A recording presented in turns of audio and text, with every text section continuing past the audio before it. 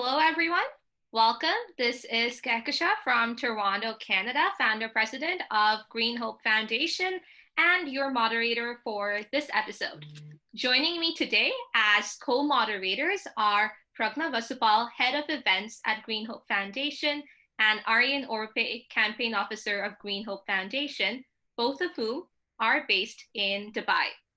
We are truly honored to welcome our extremely inspirational guest and our audience on Zoom and Facebook Live to a new episode of Green Hope Foundation's Women Impacting the World series. Now, gender equality is a right. How often have we heard that said? Yet, it's the most compromised right across all societies and all countries. We might be planning missions to Mars or working to find antidotes to diseases, but at the same time, when it comes to equal opportunities for women and girls, many societies continue to be distinctly medieval in their approach. And how else can one justify the millions of women who continue to be disfigured through FGM in the name of traditional? And this is only just one of the examples of the countless injustices that we, women and girls, face. Additionally, as the world's best minds work together to find a cure for COVID-19, it's pertinent to note that there is an inherent inequality even in the process of clinical trials, because there exists a partiality towards men as participants in clinical trials because of the long-held archetype that the man is representative of the human species. And this bias leads to the underrepresentation of women in clinical trials, made worse by other social factors like age and education. And the advent of social media has at least ensured that these injustices have some kind of platform to be exposed, especially from regions which did not have this opportunity before. But just knowing about these problems is not enough. Just agonizing over them is not enough. We need to be able to have the empowerment and the freedom to choose the way we want to live our lives, because crimes against women are crimes against humanity. And we need role models to emulate. And today's episode features a woman who embodies all that is successful and powerful, and she is a true icon for all of us to applaud and to follow. So it is my great honor to welcome Her Excellency Maria Fernanda Espinoza, President of the 73rd session of the United Nations General Assembly and former Minister of Foreign Affairs and Minister of Defense, Ecuador. She's also a counselor of World Future Council. And I had the honor of and privilege of meeting Miss Maria when I was 12 years old, and been following her work since then. And she is someone whom I look up to and continue to admire every single day. So Miss Maria, thank you so much for being with us today. Well, thank you very much. Thank you to the Green Hope Foundation. Thanks to you, Kekashan, for your leadership, for your drive, for your energy. I think that what you're doing, it's really making the difference. It's a role model for the energy, the power, and the creativity of youth, but especially young women like you. So it is a privilege to be with you today, this morning and evening in Dubai, as I understand. So just have, a very, open and frank dialogue. And I think that we can all exchange our own experiences. And what you said is so true. It's so true. We cannot even think about, achieving the Sustainable Development Goals, building a peaceful world, ensuring that we fight inequalities and poverty if we continue to exclude 50% of the world's population, meaning us, women. And my work has been always, sometimes silently, but sometimes upfront, and I have verbalized my commitment to make sure that the generations to come are going to live in a better world. And I'm proud to say that I'm a counselor to the World Future Council, but of course I have had government positions in my country. I had worked in civil society, in academia. So I have had, a little flavor, of different and different perspectives of how we can all contribute, because this cannot be like a go it alone kind of, you do it, you do your part. We all have to make sure that we build a better world. Absolutely, that is so true. And for that reason, partnerships for the goals is so important to achieve the SDGs, and also just basically working together to achieve a more sustainable world. So we are very excited to learn more about your journey today, and we're also eager to know, how did you start your journey, whether it was in the field of politics or just in general in the sustainable development field, and what motivated you to do so? Well, when I graduated from high school, the truth is I wanted to study philosophy. I wanted to be a philosopher. I love literature. And because of some operational disconnects, I won a scholarship to study in France. I went to a French school, and I was only 17. And my father thought I was too young, to undertake this adventure of leaving Ecuador and going all the way to Paris to study. And at that time, of course, I had to obey my father in a way. I am the only female among three brothers. I have three brothers. I'm the only female in the family, besides my mom, of course. And I decided to stay in Ecuador, and the philosophy exams were, admission exams passed, etc. I ended up studying linguistics. During the career of linguistics, I discovered that language was so important, and words were so important. And at the end, I ended up working for a small environmental NGO, and going for the first time to the Amazon, and having the opportunity at a very, very early stage of my career, having the opportunity of meeting and living with indigenous peoples of the Amazon. I started then a career on the environmental field, especially devoted to the Amazon and to working with indigenous peoples. I then moved to Geneva to work for IUCN, the World Conservation Union. I became the regional director for IUCN. But, my entire life has been, at that time, connecting, the NGO world, the IUCN work, but also academia. And I was a professor. I established a program that continues to exist, which is a master's program on socio-environmental studies at Flaxo. And I was the coordinator and professor of the program for about 10 years, even if I did other things, but I kept my teaching responsibilities. That's one of the things that I enjoy the most doing in my life, teaching. And once in Geneva, I came back to become the regional director. When I was the regional director of IUCN for South America, I was called by the newly elected president at the time in end of 2006. And I was asked to become the foreign minister, because I have had at the time already like more than 10, 15 years of experience working in the international field. And that's how my career started. I accepted to become the foreign minister because I really wanted to serve my country. I really wanted to bring like a green footprint to the foreign policy of my country. And that's how it all started, the story short. And then I came after my tenure as minister, I came to New York as the first female ambassador ever appointed to the United Nations. You visit the Ecuadorian mission in New York, you will see all men, above 50, and just my face there in And that was also a big challenge.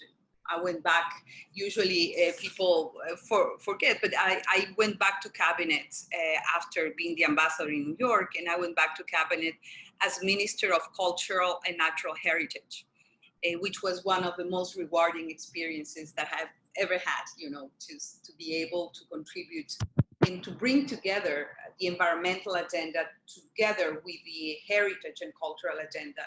And I think Ecuador perhaps was the only country that, decided to have a policy to put the two together. And it makes a lot of sense, quite honestly, it makes a lot of sense. And then the story is well known, but that's how it started. Wow, that is so amazing. And and it's so inspiring that you're the first ambassador from Ecuador to the United Nations. That's like so great. I think there's so much that we can all learn from your journey, and we're so eager to learn more about it. And I'm sure Arian and Pragna have a lot of questions about how you progressed in the field. Yes, Miss Maria, it's so wonderful that you can join us for this webinar. I had a question for you. What challenges did you face along the way? Well, that was a short question, but I think it deserves, a long answer. And several challenges. First, I think that when we say that there has been a lot of progress in terms of equality, in terms of non-discrimination, and it's true. I think that we owe it to the feminist movement worldwide, to the civil rights movement worldwide. But discrimination continues to exist. It is not politically correct to say it out loud sometimes, but it does happen. And, starting for small details, when you are in a meeting and you give an idea or you interact, and then, others refer to your comment as if, it was provided by someone else, but not you, especially when you are in a minority usually. And the truth is that institutions, specifically public institutions, they have, a strong, we say machista in Spanish, but in the ministry, at the Ministry of Foreign Affairs, for example, I discovered, unbelievable disparities. When I started my tenure as minister, I asked how many female ambassadors we had. And believe me, there were only 2 or 3. And I started looking at their careers, achievements, et cetera, and I realized that there was huge discrimination. So we started an affirmative action policy for women diplomats. There was, just to give you an example, there was a written rule in the law for the foreign ministry to say that if 2 diplomats got married, they couldn't work together, meaning that if you are sent in mission somewhere, one of the 2 has to resign. And only in one case, 99% of the of the remaining cases, it was the wife that had to resign. And if you look at the standards and the qualifications, sometimes, I would say the majority of times, women diplomats were, performed better, but since they were the wife, then they had to resign. So I started by changing that rule. And now you have all these new generations of diplomats that can travel together. They have to go to special missions. For example, countries where we have a consulate and an embassy, or a bilateral and a multilateral embassy. So they can be in the same place, work for the ministry, but,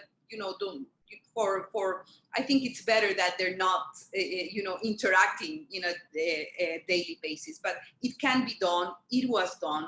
And now we are harvesting, this small decision that I took, but we had to change the rules and the law to make sure that you could, have, a happy marriage, and then also advance in your career as a female diplomat. Starting by that, and not to mention when I was a Minister of Defense. That is also very much, a male-driven culture. And I passed an affirmative action policy for non-discrimination and for women in the military as well. So there are things that you can do, but it was the same. If you look at how the records and performance records of women in the military, they really excelled, but they couldn't make it. I mean, and we had to wait at that time when I was a Minister of Defense, 30, 40 years to have the first female general in the armed forces. So we established a mechanism to speed up and to really promote enrollment of women in the military, but also, affirmative action and protect them against any kind of abuse or discrimination. And I passed a policy for that as well. And the truth is that I received great buy-in and support from the generals themselves, all male, of course. So my experience working in the military and with the military also, it was a life changer, honestly. And sometimes it's easier to work with the military than with the diplomats. Diplomats are very well behaved, but when it comes to daily work and daily life, it's different. The military, they're very disciplined and very principled. Sometimes they don't realize that something is wrong and it's not going well, but once you provide the guidance, they're extremely disciplined, and I received a lot of support from them for the changes I wanted to make. Wow, that is so amazing. And you're absolutely right. We have made a lot of progress in the field of gender equality, but there is so much that remains to be done. And just saying that, oh, we've done enough is going to be a grave mistake. But yeah, it's really inspiring to hear about the changes that you have made in order to make sure that we continue our progress on gender equality. So I think with Green Hope, it's just so inspiring and motivational for us. Yes, Miss Maria, I have to completely agree with you on that as well. We have all always noticed how the politics is such a male-dominated field, and usually women are underrepresented. So I wanted to ask you, were there any threats that you faced as a woman in the field specifically? Well, Pragna, there is, something called political violence against women. It does exist. It does exist, and there is a lot of discrimination in the world of politics against women. When you are appointed or elected to a certain position, the truth is that the world expects you to deliver twice as well as men do. So we have permanently to show that we are capable, that we are there because we deserve to be there and to be in a X or Y position. Numbers are not, are really not good, in our favor. If you look at parliaments around the world, 24% of the parliaments are parliamentarian seats are occupied by women, meaning that 75% of the parliamentarians worldwide are still men. And it's, you see that an inequality gap that is huge, and sometimes it gets a little worse, I have to say. Out of the 193 countries, I don't know if I'm right, but I think that more than 80 countries have never had a female head of state or government. It's still extremely difficult, both in cabinets. Numbers are staggering. I think it's less than 20% women in government cabinets, and in some countries they have never had a female as member of a government cabinet. So, in these numbers, which can, it's very likely that they're not accurate, but the percentage is pretty much what I'm sharing with you. And the truth is, it's not only about numbers, and I insist on that. Make the numbers look good. change the rules, make the numbers look good, increase a little bit here, a little bit there. It is about the quality of our democracies, of our political systems. It is about the quality of the norm setting of parliaments. There are, several dozens of studies showing that a female parliamentarian is more likely to pass legislation, for social protection, to fight inequalities, to fight violence and different forms of violence against women, etc., etc. The same goes for women in peace and security. Even though sometimes women are portrayed as the victims of violent situation, which is true. They are victims, and particularly women in conflict situations. They're more vulnerable to rape and different forms of abuses. Same goes for girls. For example, if you look at human trafficking worldwide, 70% of the humans that are trafficked illegally, 70% are women and girls. So, it is about numbers, but it means that if we do not have the numbers right, it would be impossible to build a society that is fairer, that is more sustainable and more peaceful. And whenever, in several studies on the role of women in peace and security, in peace negotiations, women as peacekeepers, as peace builders, when we participate, when we take an active role in peace processes, for example, peace agreements are more likely to last longer. And this is not like an essentialist, romantic view of the role of women. It is reality. And I think that if we really want to build a more peaceful, more sustainable, a world that has less inequalities, we really need to put women and girls front and center. And I think it is true. And coming back to your question, political violence against women does exist, verbally. And I have been the victim of that as well. I mean, when you are in the political scene and you are visible to the public eye, in my country, it has to be said, but the opposition is fearless, it's terrible. And let me give you an example from reality.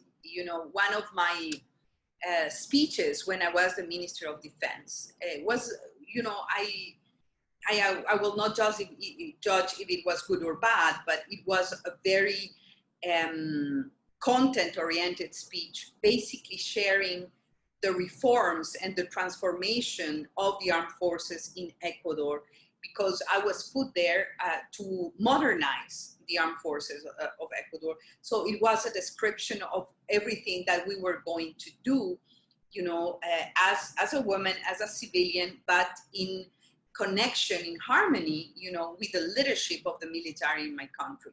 It was very strong, not so easy, a little difficult on the political side, because the military, they have a great prestige in Ecuador. So it was a tough one. And then the newspapers, the day after, they said, Minister of Defense was wearing a green dress, just trying to create some empathy with military uniforms. And the comments were about the way I was dressed and not about the content of the speech.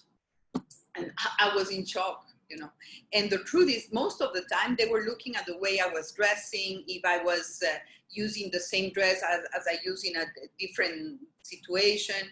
And they were more looking at the way, I was dressed than at the work I was doing to modernize and energize our armed forces and gear the work of the military towards a more disaster-centered humanitarian work, since we don't have war with anyone.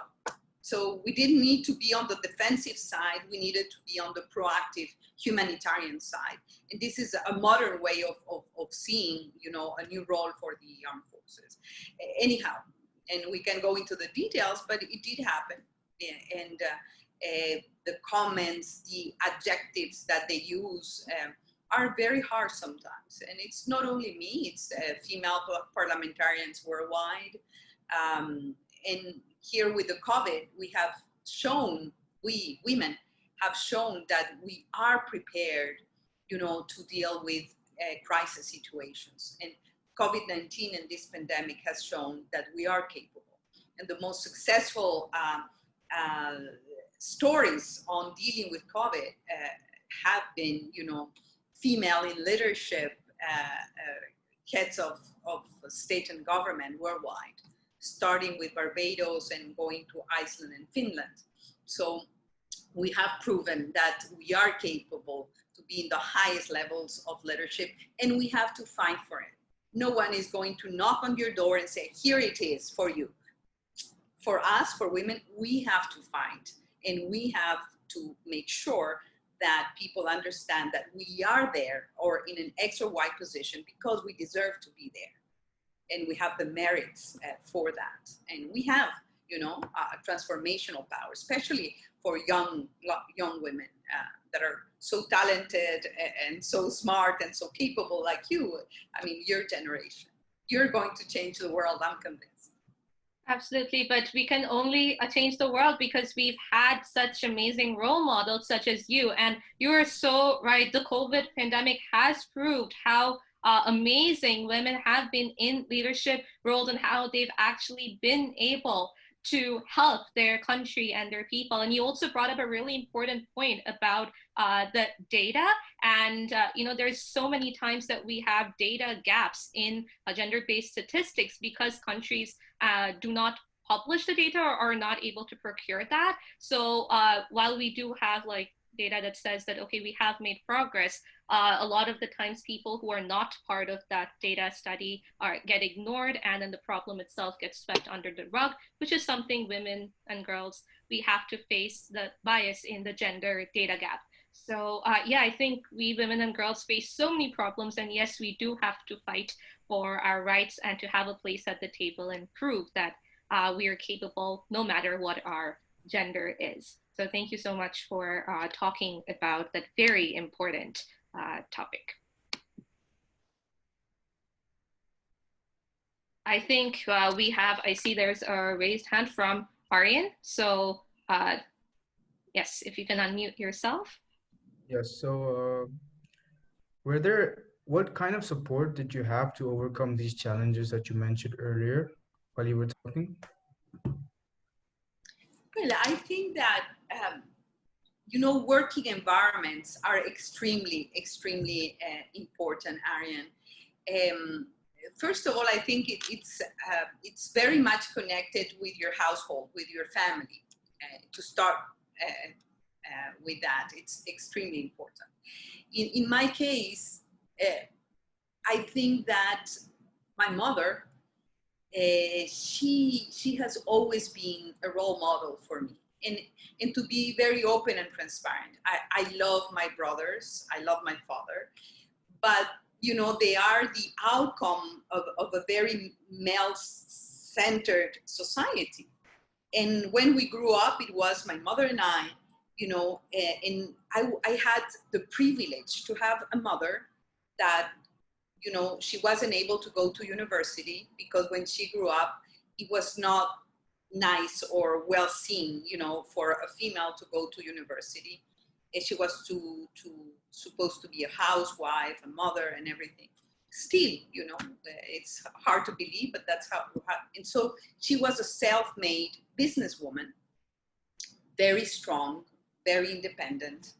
And she kept saying, when my brother said, oh, okay, just make a sandwich for me or do this for me, my brothers to me, she said, no.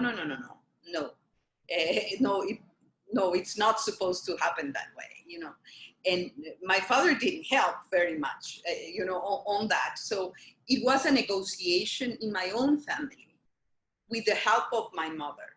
And I think that we can even, change these roles, the roles that are established for family members in a very gentle way, but you can make your voice heard. And I think that I was educated, watching my mother being a good mother, but also independent, a professional woman, a self-made businesswoman. And it helped me, a lot.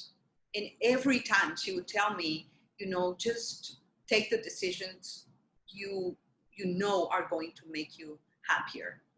And I grew up in that way. So my father was, he's a lawyer and intellectual. He was the one that I connected for my intellectual expansion and growth, reading books and all of that. It was through him. But in terms of my own freedom of speech and of thought within the family, it was my mom. And I think that's important. It's very important. During your professional career, it is extremely, extremely useful to have the right team building process and to be surrounded by people that, are ready, to protect and defend our rights, our freedom, our own dignity, to make sure that there are proper institutional settings that prevent, any kind of abuse, violence, or discrimination against women, which unfortunately continues to happen in different institutional settings. And I have had also the privilege to work in the right environments, men and women both. And I would, highlight some, the difference when you have leadership that understand what, women's discrimination means and how it affects the quality of our delivery capacity.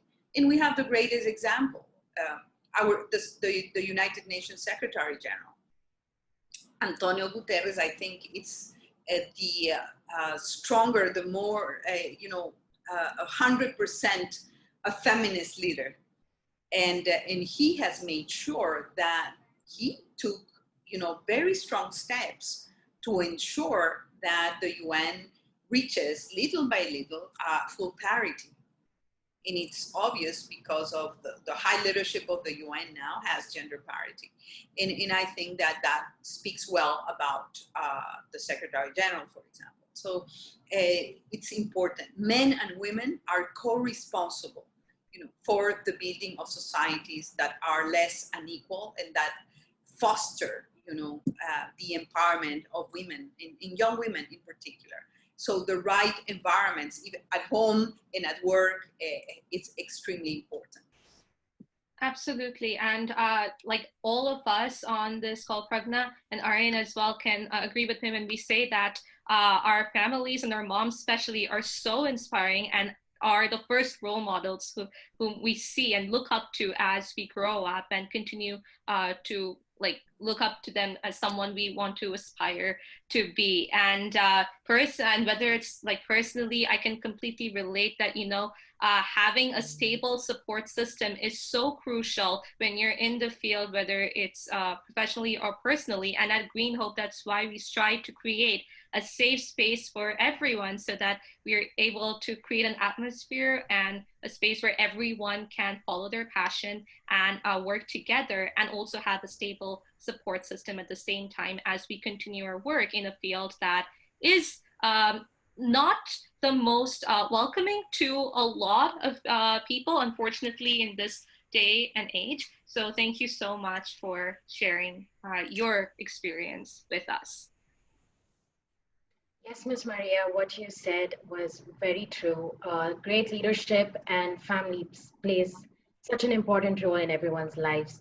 I wanted to ask you, how did it feel when you got elected as a minister in Ecuador? You did mention earlier about how your work integrated heritage and environment. So if you could just elaborate on that, that would be great. Well, when I was first appointed Minister of Foreign Affairs, the truth is that, it was a difficult decision because I had my dream job at the time.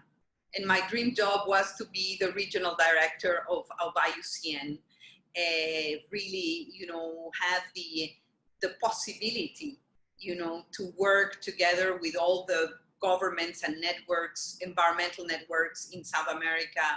It was, my dream job in a way. I was so happy there. And I got, connected to this, at the time, candidate for the presidency, at the time, young economist, very smart. And I looked at, the development of the campaign.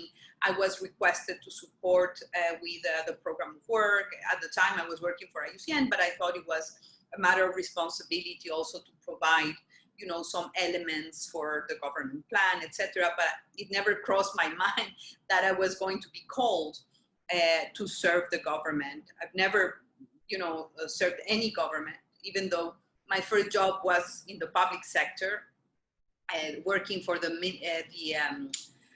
Institute for National Heritage and doing archaeology work when I was studying linguistics. So but I've never had any, high-level position in government or anything like that. So when I was called, I really had, to make up my mind and say, what is that I want to do? Or keep your dream job, or serve your country and with a great responsibility. At the time, Ecuador went through a very difficult period politically. We had 10 presidents in 5 years.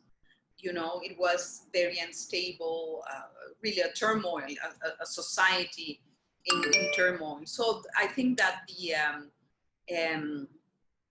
the responsibility was huge, and I was scared, honestly. I knew the international world. By the time I was taking part of negotiations on the Convention on Biological Diversity, traveling to Montreal all the time, following the climate change negotiations, and I have had a lot of exposure to the international world. But I was, the responsibility was huge. And at some point I said, and just that year, my mom died.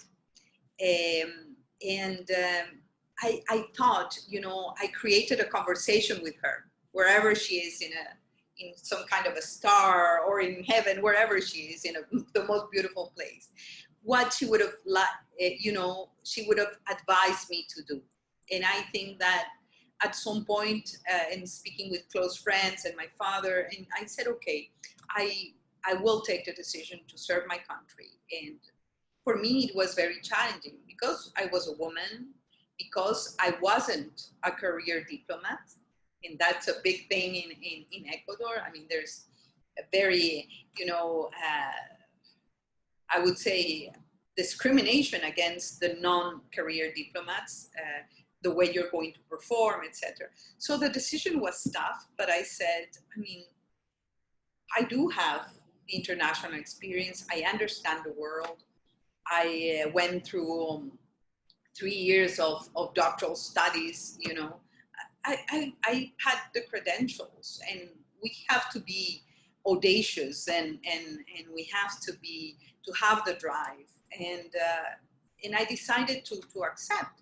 And then it became a very long, career as a public servant. I then became ambassador in New York and in Geneva, and in between cabinet positions as Minister of Defense, as Minister of Culture and Natural Heritage. And I still believe, sometimes people think that to be a minister is a glamour life, and believe me, it's not, especially if you take the job seriously. It's Monday to Sunday, 24/7. You have to forget your family for a little while, and especially in most places, I think that's how it is.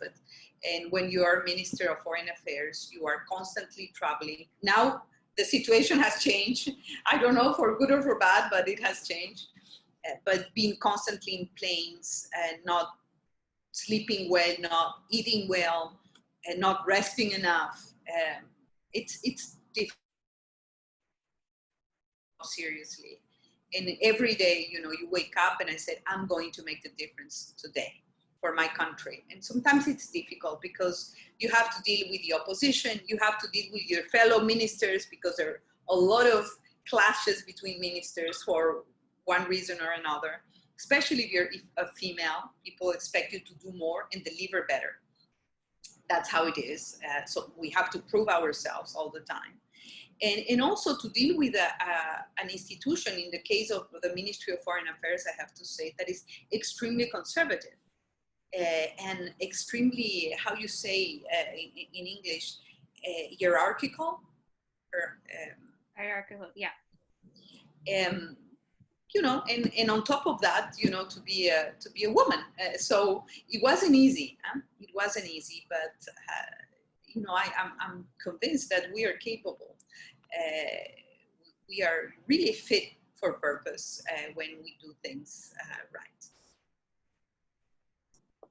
Yes, Miss Maria, that is so inspirational. And I'm sure the audience watching us today can learn so much from your journey. However, you did mention earlier that women are much better at conflict resolution, and you are an actual representation of that because in your tenure as the president of United Nations General Assembly, you have approved 341 resolutions, if I'm not wrong. Uh, so I wanted to ask you, what were the reactions of your family, friends, and colleagues, and what was it like for you to be the fourth woman to hold that position?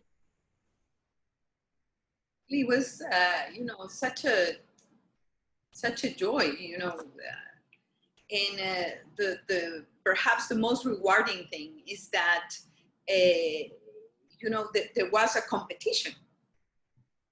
Usually now it's more frequent, but in the past, you know, regions would agree on an endorsed candidate and the candidate would be voted upon, usually by acclamation, etc. So things are also changing at the UN, and we have had already, you know, a few presidents that had to go into a process. The truth is, I was so pleased that we were able to have an interactive dialogue with member states, with the other candidate, and prove ourselves, really show, you know, what each candidate could bring to the organization and the contribution we could make and how well prepared we were to take the job. And I think that's extremely healthy. You know, it is extremely healthy to compete, to really, you know, I took that very seriously because I was representing my country. I was the foreign minister at the time. So I took, you know, the preparation seriously. I came up with a full program of work that I prepared with priorities, and that was what I basically, that's what I shared with member states. And until the day I was elected, I had the opportunity to meet several foreign ministers and PRs, etc. So I think it wasn't an easy, you know, an easy struggle, I would say. So the day I was elected with 3/4 of the voting in my favor, I was very happy for Ecuador, for my country. But I was also happy because I think that, you know, it paid off, you know, to take seriously the job and the position, to prepare accordingly, to do, you know, I think it really paid off. And I have to say that the diplomatic service of my country, you know, the embassies and missions, they all mobilized. I mean, they did the campaign because I was extremely busy with the daily life of the Ministry of Foreign Affairs. And I did my share. I mean, I came to the interactive dialogue, I studied a lot, I prepared myself. So I think it was good. It was important for Ecuador, it was important for women from Latin America. I was the first president, female president from my region. So the responsibility, always these joy moments come with a lot of responsibility, and I knew I had, in a way, the General Assembly in my shoulders.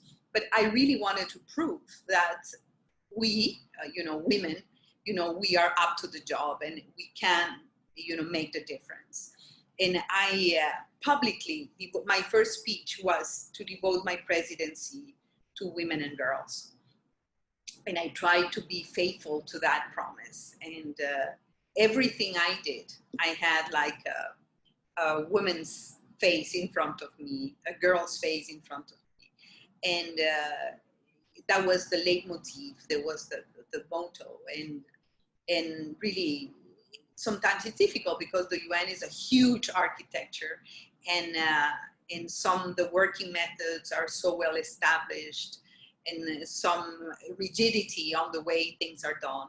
But I try to shake and move the house a little bit, on the things that I could decide upon, including strong involvement of civil society, not one single panel that didn't have gender equality in it, or event or high-level meeting or consultation process for participation of youth and of women were, front and center. And I had an incredible cabinet helping me, and they knew that we couldn't accept, to have other than, gender parity in everything.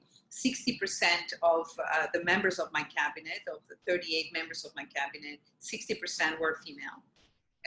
Diplomats, very talented, excellent people from different parts. So I made sure that I had regional representation and gender parity. And age,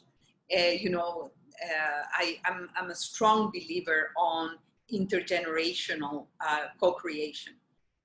It is so important to have young people, but also the elders and very experienced people around. That's the ideal setting, to have all these balances and in parities on gender, on age, on backgrounds, on regional perspectives. And I was able to put together this diverse team. And the diversity of my team, I think it really made a difference. It really made a difference on the way we were able to perform. So happiness and joy on one hand, huge responsibility on the other hand. That is the shorthand of my answer. Wow. And, Ms. Maria, I remember the day when we all got the news that you had gotten elected as president of the GA, and I was so excited. And every single time we went to the UN and in New York and we heard you speak and moderate sessions, it was so inspiring, whether it was for youth or for women. And I think that you've been able to achieve so much, and you really gave us the courage as not just as youth and women, but as young women, to be able to dare to dream. So and it's just so motivational for all of us. Well, I'm glad to hear, because there was a big effort, but it was a collective effort. It was not only me, but I had the right team, as I mentioned before, and I had the drive and the vision. And when I decided that the theme for my presidency was, to make the UN relevant for all. Relevance for all means to bring the UN closer to the people, and the people closer to the UN. So it doesn't look, for public opinion, for a regular citizen from the world, the UN, something distant of people meeting in New York, but the UN translated into concrete action, into transforming and improving people's lives worldwide. And that was what moved, my presidency and my team. And I feel very, very happy for what we were able to achieve collectively. I felt a little guilty sometimes because all these colleagues, they had families and everything, and we were working flat out, Monday to Sunday. But we really wanted to, in my case, as a woman, as a Latin American woman, and as an Ecuadorian as well, because when you sit, in the chair of the president, you have two flags behind you, the flag of Ecuador and the flag of the UN, and you have to make sure that you deliver for the organization, for your own country, and represent the will, the needs, and the dreams of 193. So you have to be impartial as well. So it is a tough call, but it is so, it's really worthwhile. has been one of the most incredible, amazing professional experiences. Absolutely, absolutely. That is really, really inspiring, Miss Maria. Yes. Miss Maria, how does it feel when you look back at and reflect on your journey? You mean on your journey at the UN or in general? I mean, what? In general? Oh, in general. Yes. Well, it's to make an assessment. I think that I feel very, very happy with what I have accomplished. But sometimes you have to give up so many things because you cannot have everything. You know? And sometimes your personal life suffers a little bit. The time you devote to your family and your loved ones, it's really affected by the number of hours that you have to put into the work. The effort that you have to make is huge, especially being a woman. You're expected to also be a mother, a housewife, and sometimes to balance and to reach proper harmony. Sometimes I wasn't that good. I'm a workaholic a little bit, and you have to take hard choices. And for me, if I have inspired or moved or touched the lives, especially of young women and young women leaders, I would say that I feel happy, and perhaps too, if I was able to leave a little bit of a footprint on the work that I was able to do. But anything that you achieve in life, at the end of the day, you realize, and I truly mean that, it's really not a personal gain or a one person kind of effort. It is always people side by side working with a vision, and it's always the collective work. It's so important. Co-responsibility, co-leadership. I'm a strong believer that you cannot do or transform alone, and you have to find the right souls, that all these dreamers that they want to transform the world. So like the work you do, the Green Hope Foundation, the work that Kikashian has done for so many years now, since she was a little girl. And now she's harvesting. And by the way, congratulations, Kikashian, because she received yet another award recently. I don't know if I'm supposed to be sharing this publicly. Perhaps we have to wait a little more. But just, be ready, because Kikashian is going to be awarded a very important acknowledgement of her work for peace and disarmament. So I'm just announcing it so people can follow what is going to happen after that. And just seeing, all these very powerful young women and men dreaming, transforming, working hard with a vision, that pays off. Really, any effort, it's worthwhile. Absolutely, and thank you so much, Miss Maria, for your very kind words. And like I mentioned before, it's with role models such as you, whom we look up to and aspire to be, that really inspires us to take that extra step every single day to try to change our world for the better. Yes, Miss Maria. So, as a person in a leadership position, do you feel that people view you differently because you're a woman? I know you talked about this earlier, but I'm really interested in that. So, or do you feel that society has evolved to see you as a leader, regardless of your gender?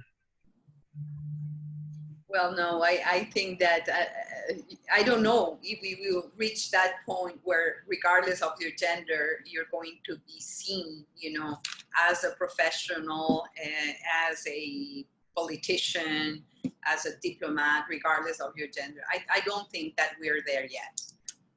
And I think that you're seen differently because you're a woman. And most of the time, it's because people are, they open eyes doubly when you're a woman, to see how you deliver what people are not public opinion in general, not so demanding when you have, men leading, different spaces, not only political spaces, but companies, the private sector. Private sector, it has also a lot of work to do in terms of gender parity.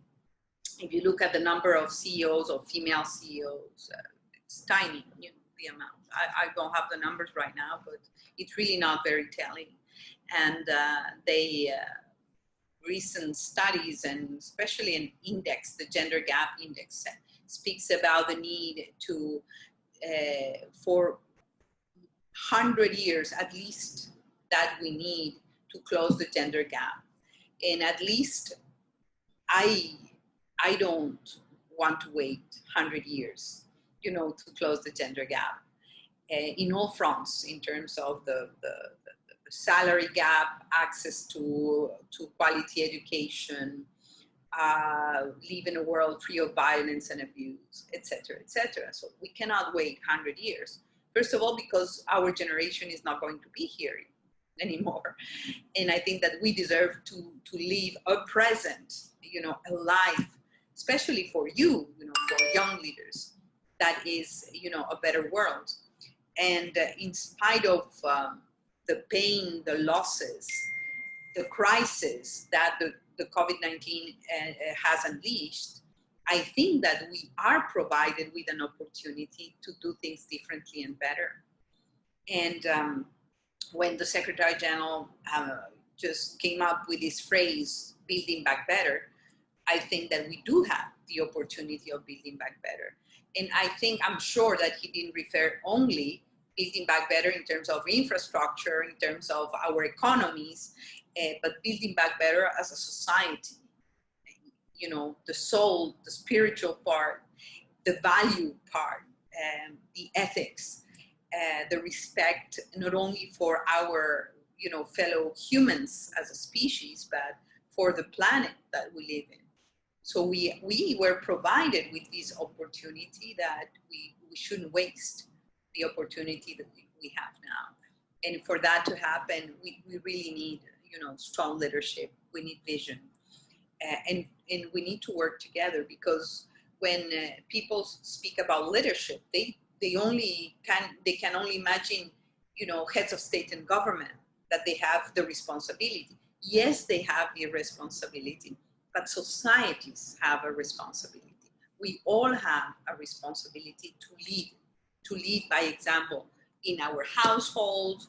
If we are a teacher or a professor, if we are a doctor, if we are an architect, if we are any kind of, a service provider, we can make the difference. And we can exercise leadership to make things work better and to build back better. And of course, the building back better includes a retooling of our own multilateral system and our own, global governance. So we were provided with this opportunity to rethink, to reset a little bit the computer. And in that equation, of course, the voice and agency of women is central. It's central. You cannot do anything without 50%, leaving 50% of us behind.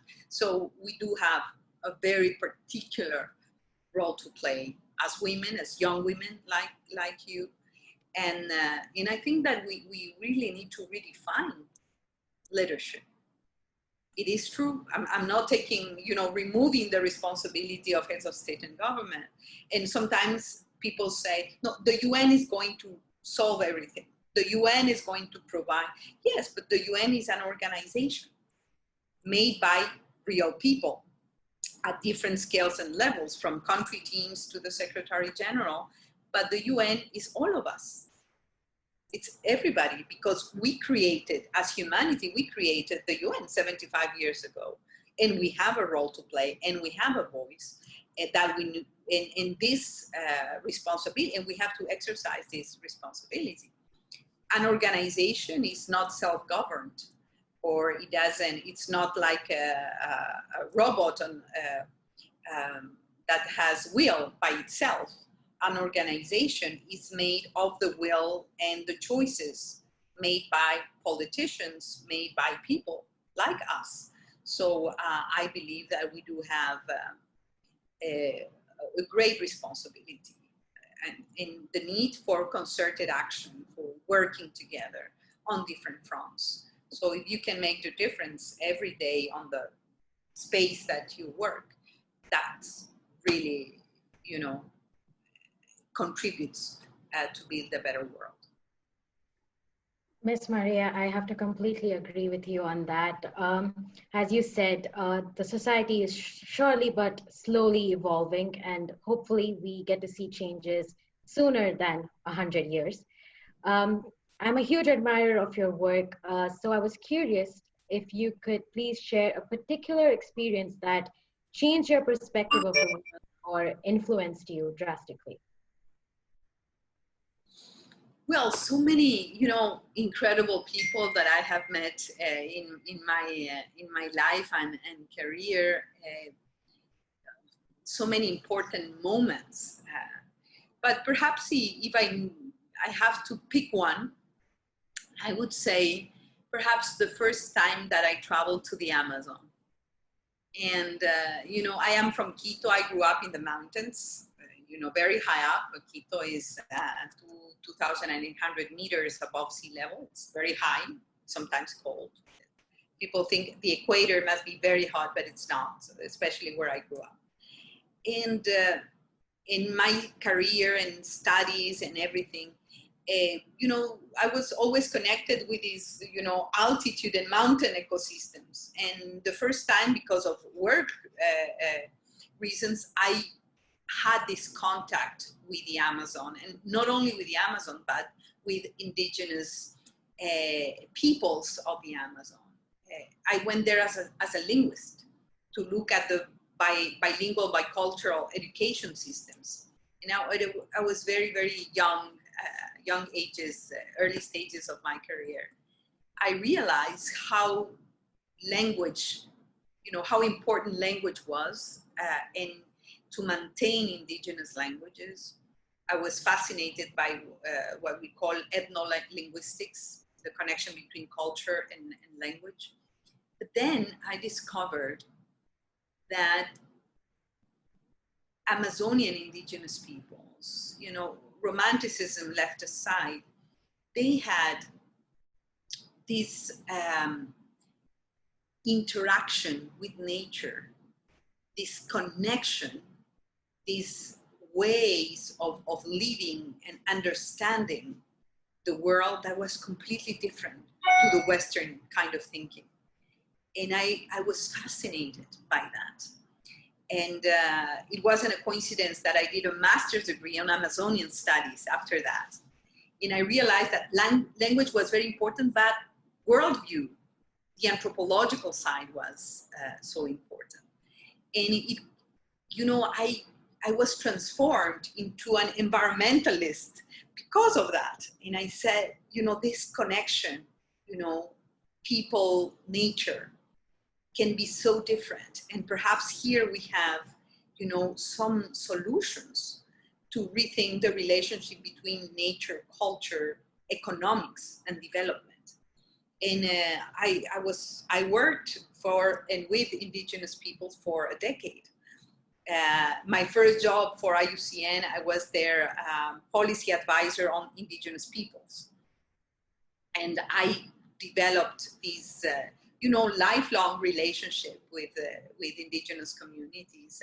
I still work. I had the privilege to being, appointed Goodwill Ambassador for FILAC, which is the Fund for Indigenous Peoples of Latin America and the Caribbean.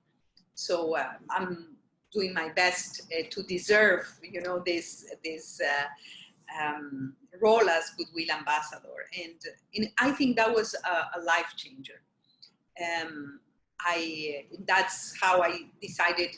I said, how is that you put together, from the academic side, you put together the ecology, culture, language, ecosystem studies together I mean, how is that I can learn all this together and apply it to the Amazon region? And then I discovered that the most multidisciplinary, holistic discipline is geography. Geography is everything. So I'm a pro-geography person, and I discovered that that was it. You know, the opportunity to learn in a very interdisciplinary way and to understand a reality. So I would say that that exposure and learning process in the Amazon was a life changer. The only thing I can say is wow. And Miss Maria, the past hour, we've learned so much from you. But the last thing that we just want to know from you is what would be your message to everyone, especially to young girls who dare to dream? Well, I would say, I don't know what the message, the one message, but perhaps some keywords, you know, audacity, self-confidence, and to really know that you can make possible the impossible. And these are not just words. You know, as a linguist, for me, words have a weight. Words can transform reality. And I would say you have to dare, you know, doing the things and make your dreams come true. It is possible. It is not easy though. It is not easy. It's no one, especially for us women, no one is going to go and knock on your door and say, here it is, and give you, you know, a free lunch. There is no such thing as a free lunch. It's a struggle. You have to be strong, and you have to have self-confidence. Education is key, you know, and to say that no, we are capable. We deserve, you know, to be in positions of power. One of my initiatives as president of the General Assembly was the Women in Power initiative.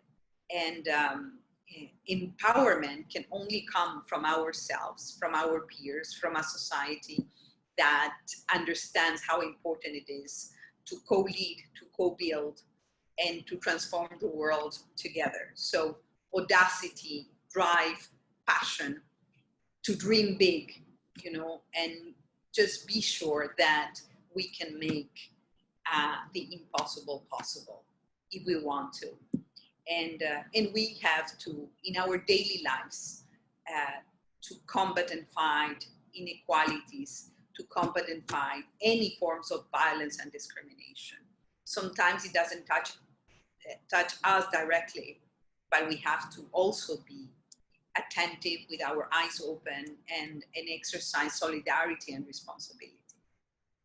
Absolutely. And the past hour has literally been so full of inspiration and learnings. And thank you, Miss Maria, for sharing your journey with us today. It has taught us the crucial importance of hard work, of dedication, self-confidence, and above all else, the will to succeed. And that's so important in a world where it's still a man's world. And for us as women, we need to work twice or way more than that hard to be able to achieve our goals and dreams. And you brought up so many important points, and one of the ones that was most important is that we all have a leadership role to play to mold the future the way we want it. And your story will continue to serve as a model for us to emulate, and it gives us hope for a more equitable future where we build back better for humanity and for our planet. And as our series says, it will inspire us to dare to dream. So thank you once again, Ms. Maria, and to our audience, thank you so much for being with us today. Till we meet again, stay safe, stay connected, and have a great day. Thank you very much. Thank you, Kikashan. Thank you, Ariane, and thank you, Pragna, for this wonderful conversation. I have felt so relaxed and happy, and together we are going to make this world a better place, and we have to continue and to dare to dream, as you very well said. So once again, thank you, Kikashan, thank you all. for this incredible dialogue and conversation, and keep struggling and keep fighting and keep, making the difference every day. We totally will. Thank you once again. And we hope to physically meet everyone very soon once this pandemic. Hopefully. Thank you so much. It was our honor, and we shall see all of you at our next episode of Women Impacting the World. Thank you very much. Wonderful. Thank you. Bye. Bye.